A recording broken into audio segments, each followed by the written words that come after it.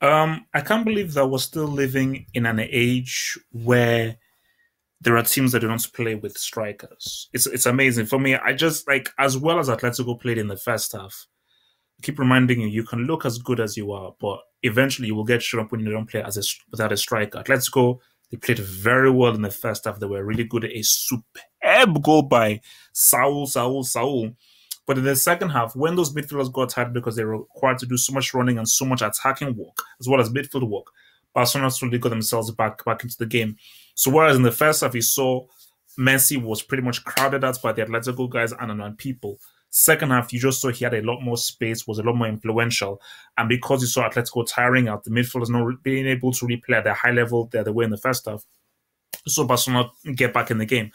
I think for Barcelona, you know what? It's remember this is a team that's still without Dembele, that still haven't really replaced Neymar. So you could just say that they're missing that third dimension. De Deulofeu is trash.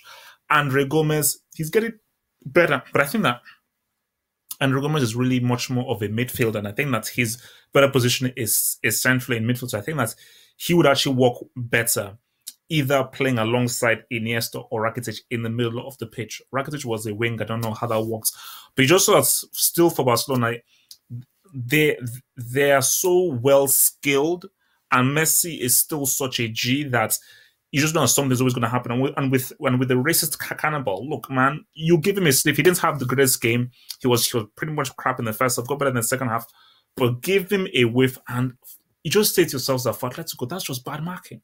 That is horrendous marking, and it was just such an easy goal for Barcelona to score. So I think for Atletico, the sooner they get Diego Costa back, the better because they need a striker. You can't, because so many times in the second half, you saw, I think there was a point where Carrasco was literally at the 18-yard boxing, and it was like, man, where's the run? Who do I pass to? Because everybody is behind him because the midfielders were not able to get up to him. But when you have a guy who is solely always in that 18-yard box, then you have somebody to pass towards. So I just thought that, I just do not understand. Please, people, someone explain to me. Why do teams continue to persist to play without a striker? What does it mean? How does it benefit anybody? What is the point? And for Barcelona, they need a replacement for Neymar or De Deulofeu. As good as they were, they still need that third dimension in their team. But I just thought that, you know what, it is what it is. They have the skill. You can never go to sleep, even if they play badly.